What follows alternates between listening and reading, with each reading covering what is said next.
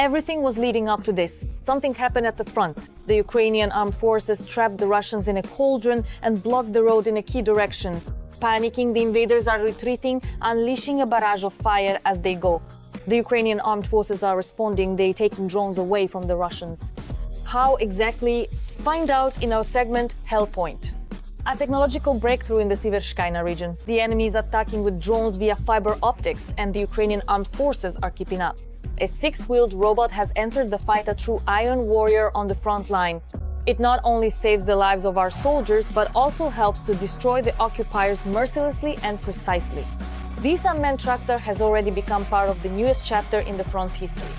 Something incredible is happening right now in Serebrianske. The details are coming up in the report. A tunnel made of anti-drone nets over the roads leading to the front line is something the enemy has been doing for a long time, and something Ukrainians started doing with a delay. Now they have to be installed under fire, but there is no other choice.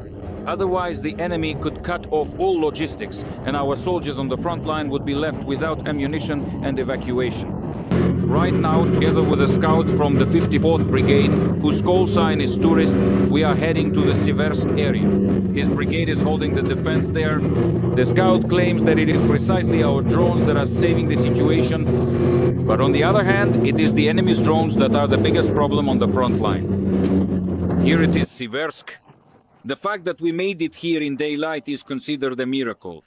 The occupiers are almost next to us, shelling this road from the captured Lysychansk oil refinery. They launch practically everything, from artillery to FPV drones. They use everything, sparing nothing. Along the road, enemy FPV drones like these are lying in ambush on fiber optic cables, making them invisible to electronic warfare. They hide in the grass, wait for a vehicle, and then attack. This drone was successfully neutralized. We approached it from behind and cut its fiber optic cable, thereby disrupting both its control and video feed. And then we took it away. Despite the difficult situation here near Seversk, there are still ways to respond to the enemy's drone warfare. The 20th Unmanned Systems Regiment has entered this area and started creating an impassable zone for the enemy on the other side of Seversk.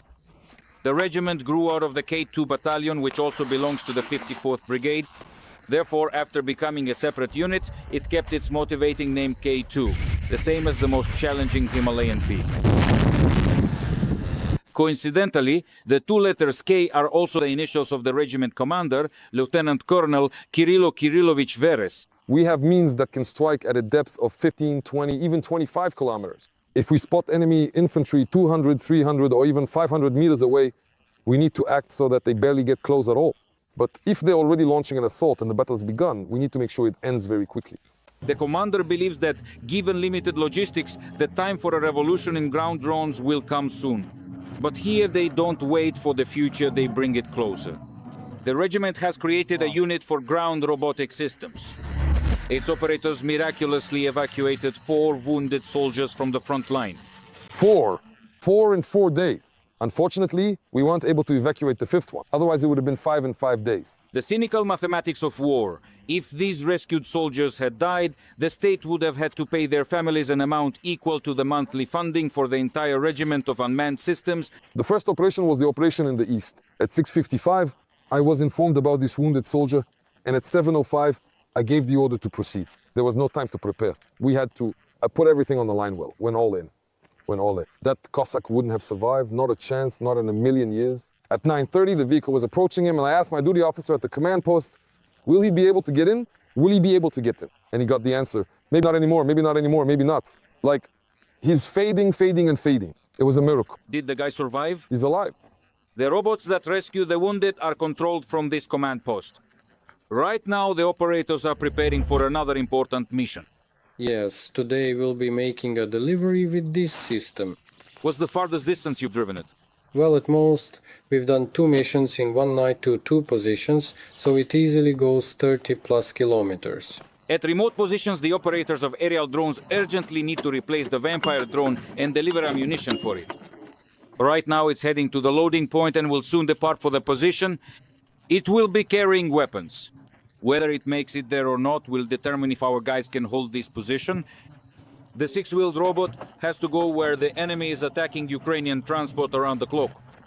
There is a risk of losing this unmanned tractor, but it's a chance to save invaluable lives. I'm on the line. The drone is transported to the starting position on a trailer. For the crew, the start is the riskiest moment. Buddy, is the shotgun really necessary? Yeah, yes. I guess that's against FPVs, right? Yes. The operator with the distinctive call sign Bintic took complete control, and the wheeled robot then heads off into the vast unknown.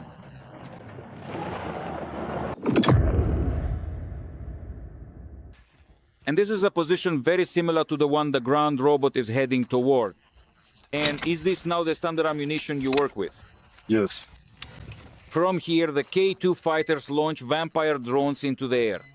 Despite the fact that the enemy is well aware of this Vampire drone, it remains a very formidable and highly effective weapon. And the main thing here is probably not just the technical specifications of the drone, but the number of units and the number of well-trained crews. We were brought to the position by the commander of the Vampires company, a former IT specialist who is now an officer with the call sign Saracen. Still with the bombers. I can't say, honestly, I can't say that among all unmanned systems, this is the most groundbreaking or technological device, but I've been working with them for several years now. I have a gentle affection for them, and I nurture this as if it were my own department. Unmanned systems are a completely new field for the army. There aren't any clear doctrines here. It's a constant game with the enemy. We discover something new. They develop countermeasures against it. We try to get around those. Now we'll have to find a way around the dense air defense and electronic warfare systems. The operators of the Vampires are searching for the battery of guns that is terrorizing Seversk. And the mechanism for neutralizing the threat has already been worked out. The 4-kilogram munition is a fragmentation type. We use it against artillery. And this one? This is our incendiary device. With the fragmentation round, it scatters their cover like the netting. Ideally, the fragmentation round should hit and damage the gun. Damage the breech itself. And with the incendiary shell, we throw it in and burn whatever is left. That's exactly how the shells go down, in tandem first onto one, then onto the second enemy gun. I see it under the barrel. Yeah. Yes, that's it. Just now, our former colleague and interpreter and producer for foreign film crews burned 2 Russian guns. And in general, what is your motivation to serve connected with? That's the motivation. Yeah, that's the motivation. It was just burning a moment ago.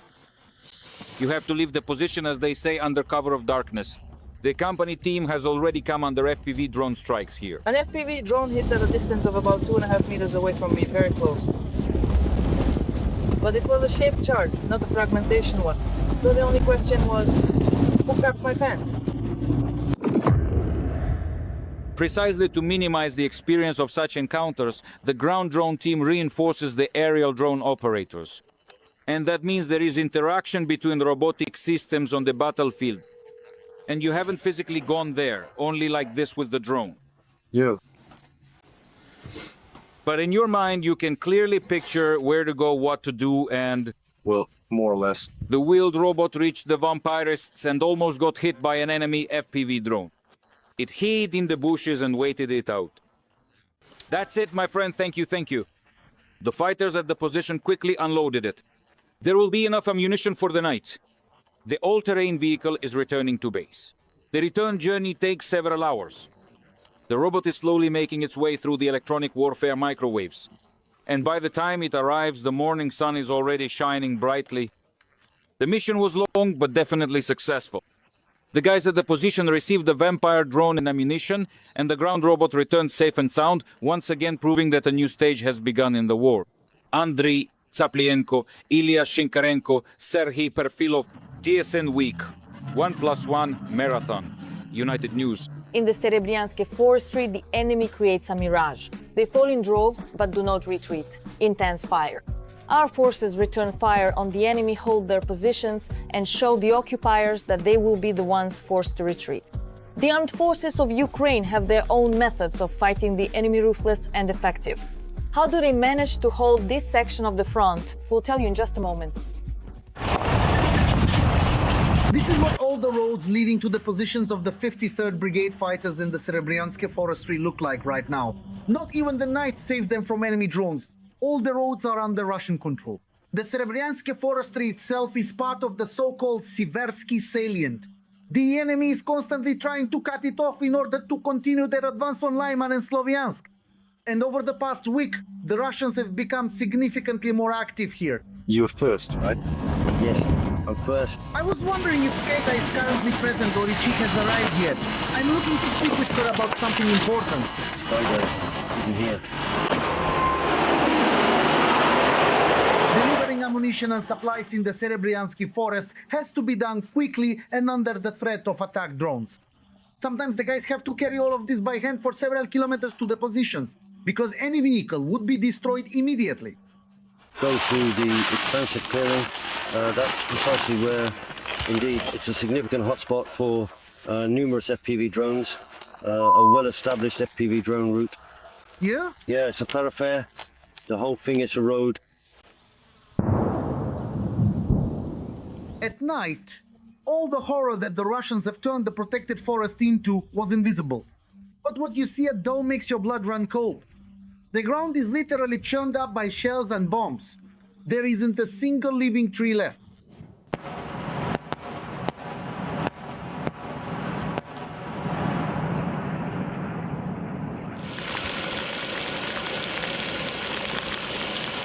No one leaves the dugouts to go outside unless absolutely necessary. Every movement is immediately spotted by drones. Over the past month, the Russians have significantly increased their aerial surveillance over the forest. And now, there's simply nowhere left to hide here.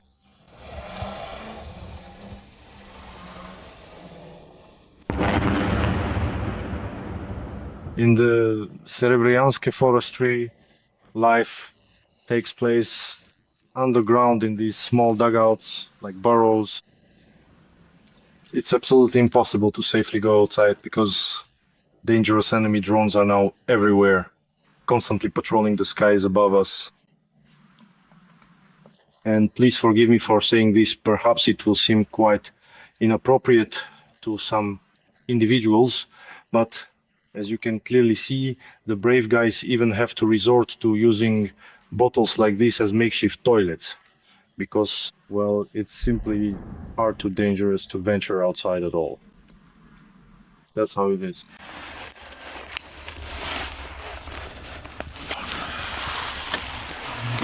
But sometimes you still have to go out. After making sure there are no enemy drones in the sky, Alexei dashes toward the grenade launcher in short bursts. He needs to aim the weapon at the target and prepare it for action.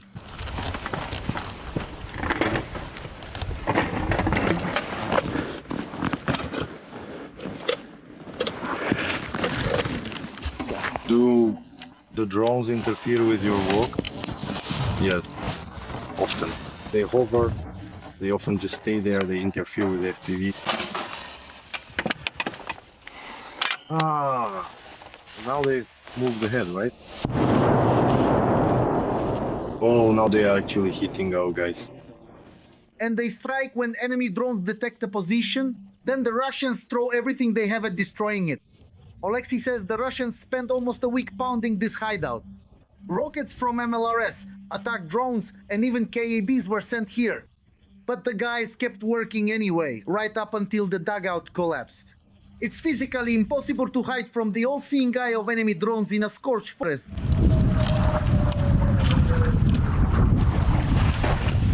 You're falling apart. Well, that's it.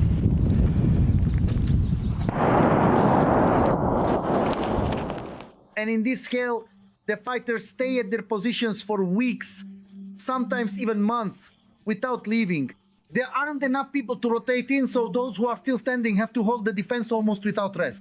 I miss home. My loved ones, my wife. You need endurance, both mentally and physically. How long has it been since you last rotated out? 3 weeks. Round 3, round 5.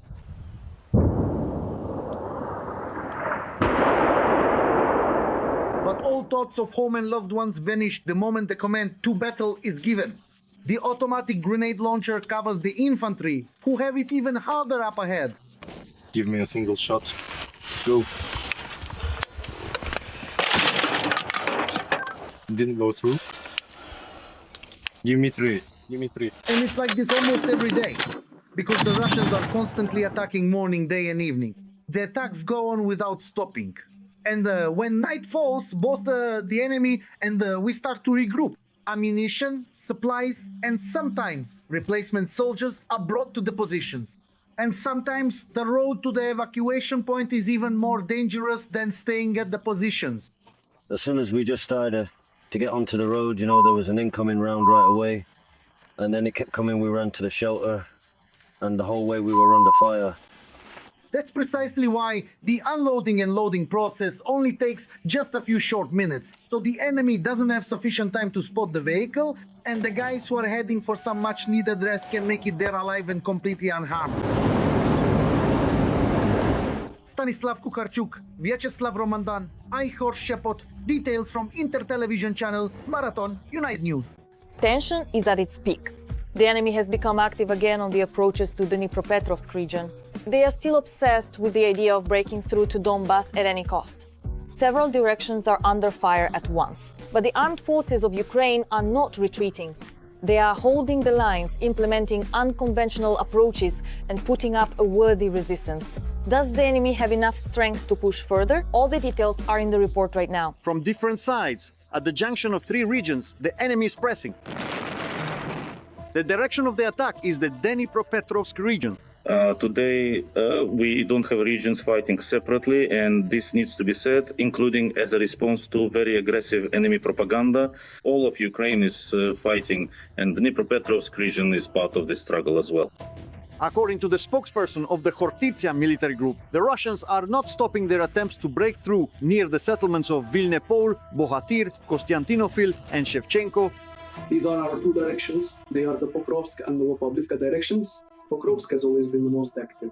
There has been a sharp surge in activity in the Robotic direction. So whereas there were usually about 15 engagements per day, now there are around 30. According to the spokesperson, enemy attempts to enter and gain a foothold in the Dnipropetrovsk region are occasionally reflected on online maps that collect and publish information from open sources. However, this data does not always match the actual situation on the battlefield.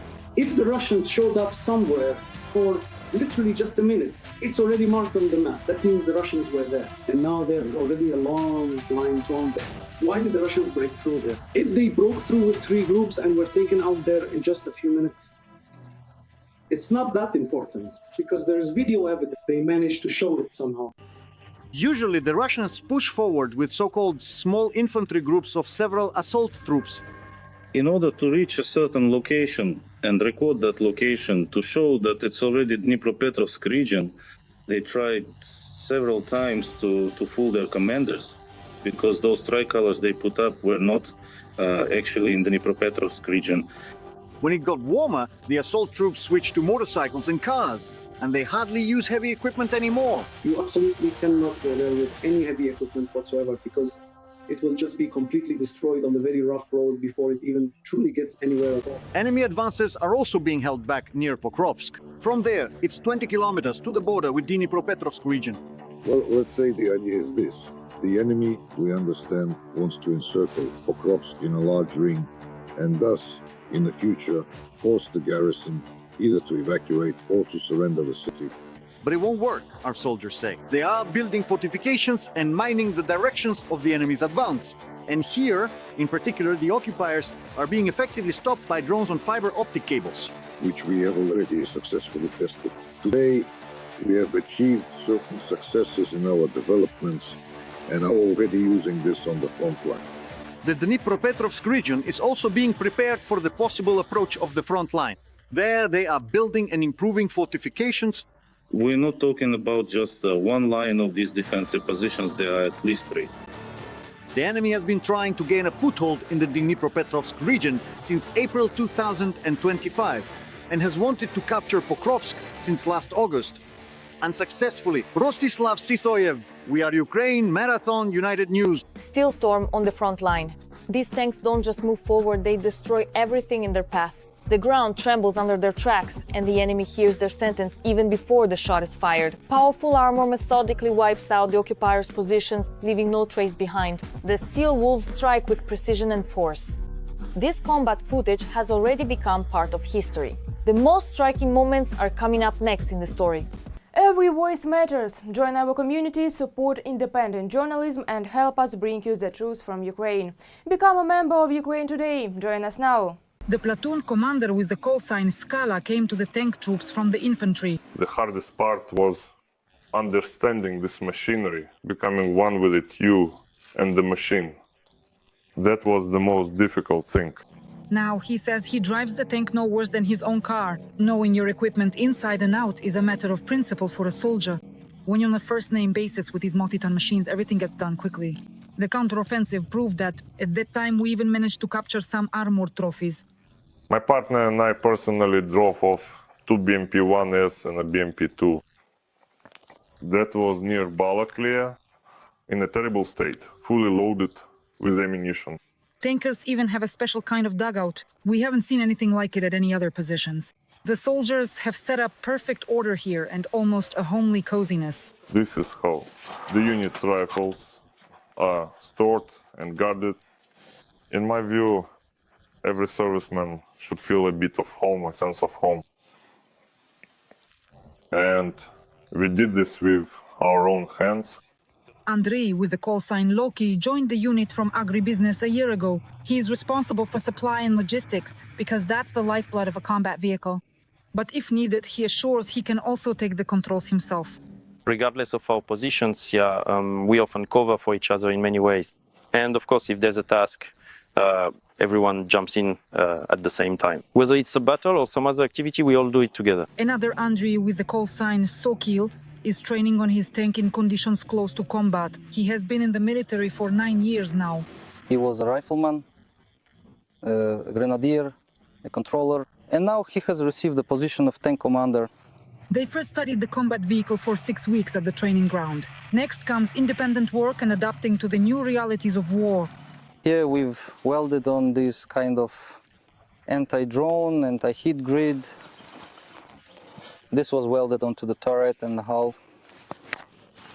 On top, of course, it's for anti-drone protection. This is factory-installed reactive armor. Inside it, there are 2 plates that deflect the shaped charge jet. Because a tank is power and strength, it can fire up to 4 kilometers, take out armored vehicles, and destroy artillery positions. However, it is very vulnerable to modern drones. Well, artillery too. Drones fly, they see us, and adjust artillery fire. Nowadays, we increasingly have to work from covered positions. But when you move out into open ground, you need composure and quick reflexes. Whoever spots the enemy first wins the battle. See them shoot. The main thing is to suppress the enemy with fire. They're not titans over there either. They're just as scared as we are when they're shooting and explosions. And after we finish firing, we have to quickly hide the armored giant. Now, you understand, drones are so advanced that they react to heat, so it's very hard to hide. And the tank? You can use branches, but, well, you understand, if it's been moving, the drone's camera will still detect the heat. The heat spot, no matter how well you camouflage it. All the training and thorough preparation are for one purpose. If needed, the Steel Wolves are ready to immediately move out to defend Kharkiv. This is our city, we will defend it. The order will come, and we'll go into battle. We will go.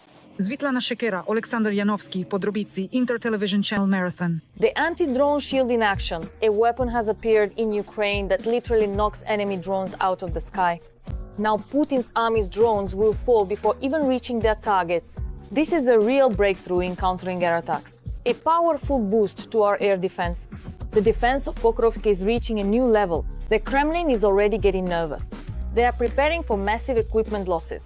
All the details are coming up in the report. Russian UAVs are swarming to attack the positions of the Ukrainian armed forces at the front, destroying equipment, ammunition, manpower, and adjusting artillery fire.